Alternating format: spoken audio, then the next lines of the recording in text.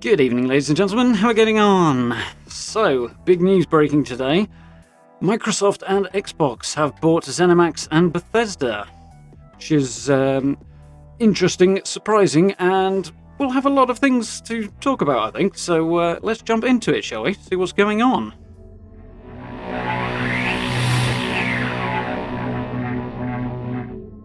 So, yeah.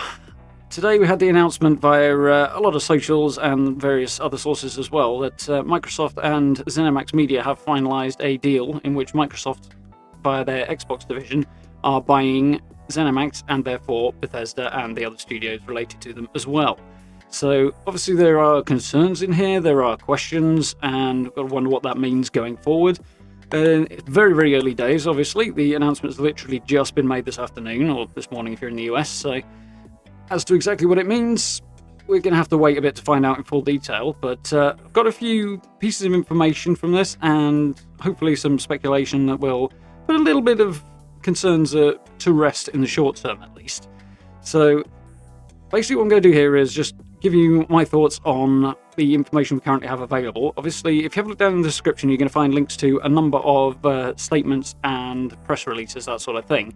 So we've got Todd Howard's statement on it. We've got Pete Hines' statement as the VP of Marketing at Bethesda Softworks. That's also got the press release, the official legal press release, attached to the bottom of it. So if you're interested in that sort of side of things, it's mostly covered by the other stuff, but it's down there as well. There's the press release from Microsoft and their head, Phil Spencer, who is obviously directly involved with this and has been working with Bethesda for years as well.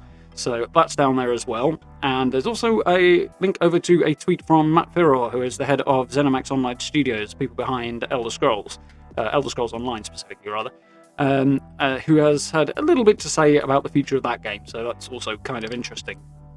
Basically what's happened so far is they've announced today that Microsoft has bought ZeniMax for, I believe it was $7.5 billion in cash, as I understand it, which is a butt ton of money, in short.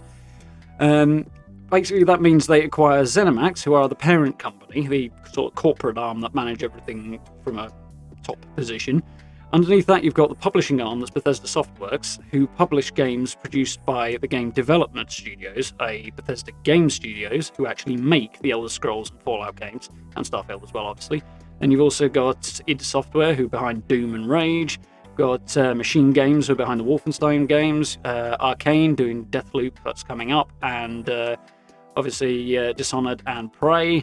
Who else have we got? ZeniMax Online, who do Elder Scrolls Online. And Tango Gameworks, and some others as well that escape me. But there's, if I understand it, 8 game development studios, the 1 publishing studio in Bethesda Softworks, and then ZeniMax over the top. So that's everything that has been acquired by Microsoft in this deal. As it currently stands, the deal hasn't technically gone through. It's actually expected to go through around about this time next year. Obviously, they've announced it, they've signed off on everything, but there are a number of legal things that have to be done that I frankly don't understand for the most part. But there's a lot of it to work through with these sorts of things, so they're expecting that to take about another year. There's also a competitions and sort of monopoly type review thing that has to go on, obviously around the laws surrounding that stuff. I would be very surprised to see that actually prevent this, based on what's happened in the tech industry recently. I don't think we're going to see them stopping this, even if they wanted to. And there's also the whole question of whether or not Microsoft are becoming more of a competitor to Tencent, who obviously are a big Chinese company with a massive stake in the gaming industry. And given the current political landscape, it's unlikely to see Microsoft's acquisition being opposed if they're setting themselves up as a potential even bigger competitor to Tencent. So I don't think we're going to be seeing this stopped anytime soon, so I think it's a very, very likely thing to go through in the next year or so. But what does it mean for the games that are being produced by Bethesda and for the players playing them? So there's some vagary here, as you'd probably expect. There's, as I say, there's lots of snippets and stuff in these various posts that you can check out for yourself down below. Strongly recommend you do, in fact, if you really want to know more about this. But the general gist of it is I can't massively see it, at least in the short term, affecting players on a huge scale at all.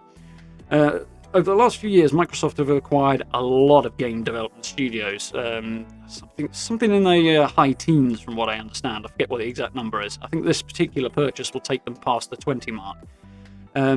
The gaming space as a whole constitutes something in the region of about 3 billion gamers, which is a hell of a big market with a hell of a lot of variety in it. You know, we all like different sorts of games. Most of us around this channel have an overlap in the Fallout area, but I'm sure we have other interests as well, and obviously that goes wider and wider and wider and wider across 3 billion people. It stands to reason Microsoft will want to have their fingers in as big a percentage of that pie as possible, and we want to access as many different tastes as possible. So that is probably the angle they're coming from with acquiring all these different studios. So Bethesda and ZeniMax and all these groups together cover quite a wide range of gaming anyway. You've got RPGs, you've got online gaming, MMOs, you've got first-person shooters, you've got the original first-person shooters in id Software, developers of Doom.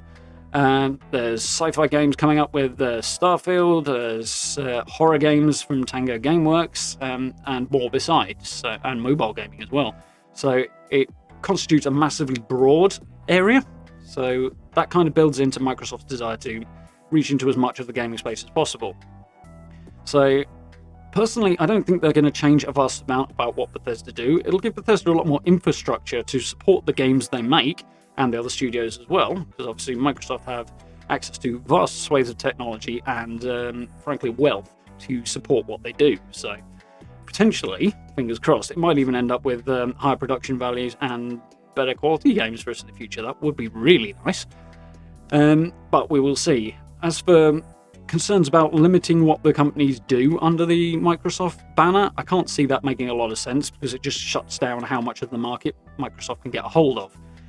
So I think for the main part, it's probably not going to see a massive change to most of us in any kind of real way anytime soon. The obvious other big question is how this is going to affect PlayStation gamers. Particularly, are there going to be Xbox exclusives? Are we going to see future Bethesda games and games from the various other companies that are obviously still going to be published by Bethesda Softworks? It's been pointed out in one of these statements. Are we going to see those becoming Xbox exclusives? They haven't actually said anything either way on this, which is interesting. Obviously, that's kind of concerning a little bit in some ways. It does make you wonder. But they haven't said it will either, so that's a good thing in a sense. We do know that other companies that Microsoft have acquired, Obsidian are probably a really good example of this, given that obviously they have a relationship with Bethesda games and the same sort of player base, have been acquired by Microsoft. So Obsidian are now part of the same group, which actually brings Bethesda and Obsidian closer together again. And their most recent release, which is The Outer Worlds, was available on Xbox and PlayStation. So obviously Microsoft are not preventing other companies from putting games out on Sony's system. So that's a good sign. There's also the fact that if one of Microsoft's studios puts a game out on a Microsoft platform, obviously Microsoft will reap more, but if it goes out on PlayStation, Microsoft still will get a cut of the revenue from that. See, a much smaller cut, but they're still taking revenue from sales on PlayStation at that point, which is obviously in their interest. And again, it opens up the breadth of the market, or the proportion of the gaming market that Microsoft can get their hands on. So it doesn't seem to me to be particularly logical for them to prevent that. The other thing is the way console exclusives have been going in particularly the last few months, but also the last few years in general, which is they're starting to die off a bit. I think Microsoft in particular will be well ahead of the curve in where they expect this to go in the future. They'll have a long-term view on this, I'm sure. But sort of the last few years, almost every Xbox exclusive has been available on PC too. Obviously, most of that comes through Windows Gaming, which is owned by Microsoft, so no surprises there.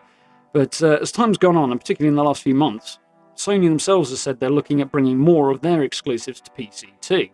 And if that doesn't signal the beginning of the end for the console exclusive, I don't really know what does.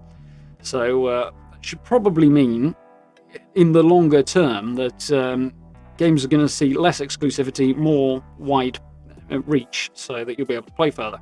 I think it probably means a golden future for PC gaming more than anything else, but hopefully fewer exclusives means being less tied to a particular platform. Obviously, we also know that Bethesda are big on putting their games on as many systems as possible. We've got, obviously, Xbox, PlayStation, PC.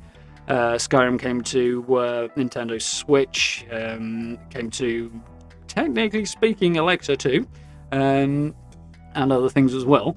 So Xbox will know this going in. They'll know Bethesda do that, and they'll be looking into that. And obviously they're reaching into the mobile network, mobile scene as well. So I can't see them not going in knowing that. They could put a stop to it, but it doesn't seem very likely because, again, they'll be taking a slice of that pie as well. So I think, in all likelihood, we're going to see fewer exclusives in future, and that's going to be a positive thing for companies like Bethesda as well, because they'll be able to get the games reaching further, and Microsoft then benefits as well. So players as a whole will benefit from the fact that Microsoft are trying to reach as many as people as humanly possible here. That's my speculation and suspicion on the situation. Anyway, obviously, evidence there somewhat limited, but it seems like the logical conclusion. It seems to be the trend in gaming at the minute. And it's likely that Sony will either have to follow suit or probably start falling a long way behind. So that seems to be my likely conclusion as to what's going on. But as I say, we'll have to see what happens over subsequent months. But I don't foresee it becoming an exclusive issue either. So I think PlayStation players will be okay on that. Can't remember if I already said this, but one of the points I did want to make is the post that Matt Ferror put up, which is much smaller and more limited in scope compared to the other posts, but I've thrown it in down below anyway, because he's pointed out that ESO, which is their game his studio ZeniMax Online are responsible for, is going to continue to be supported in the current vein that it is, i.e. across all platforms, and basically it won't be changing beyond what you'd normally expect from a ongoing developing MMO anyway. So it'll continue to be as broad as it already is, which is one of the things that makes me feel that this breadth is likely to continue. Obviously, we'll be hearing more in coming weeks and months, I've no doubt, but in the short term, from the tone of what Pete Hines was saying, he's looking forward to seeing the conversation shift back to the games. Not surprising, given that a lot of the speculation is probably going to be quite alarmist out there. So hopefully that does mean good things going forward, and that things are not going to be changing a lot. Obviously, if they are, they're going to have to come out and say that, so it wouldn't be saving him any hassle to shift it back to the games if he's going to turn around and say they're going to be exclusives. He's just going to delay the hassle. So I think that's probably in support of it being as broad as possible as well. So I'm starting to go around in circles a little bit now, and haven't got a lot more to talk about, so rather than confusing myself or anybody else, I thought I'll wrap things up here. If you want to have a look in detail at everything that I'm drawing on here, as I say, I'll link it all down in the description so you can read for yourself. I would recommend doing that if you're interested in finding out a bit more about this. Obviously, we're going to see a hell of a lot of journalism articles in the press and the gaming press and all that stuff coming out, and a lot of YouTube videos, a lot of things like that coming out over the next few days and weeks and so on, which I would suggest taking with a healthy dose of salt. As I say, there's a significant amount of speculation in this, but you can see the sources down in the description as well if you like. But I would strongly advise anyway taking things with a pinch of salt and being a bit careful about what you read, because there's going to be a lot of stuff out there that's deliberately alarmist just to maximize those clicks, so be aware. Yeah, so I think that's basically everything I want to go over right now. My concerns are not completely alleviated, but I don't think we're going to have anything too much to worry about. Obviously, I'm slightly more secure being a PC player these days, but I think it's going to stay broad. But we'll see in the coming weeks and months. So I do hope you guys found that useful and informative. If you did, please do hit those subs and likes for me. It's always very, very much appreciated. Social media links down in the description as well, along with the merch store and channel memberships via the blue button down there if you'd like to support the channel in that way as well. It's humongously appreciated and a massive help. So thank you very much to everybody who's done that already. For now, I will say thank you very much for watching. Do catch us on one of the live streams if you get the chance. Great time to be had.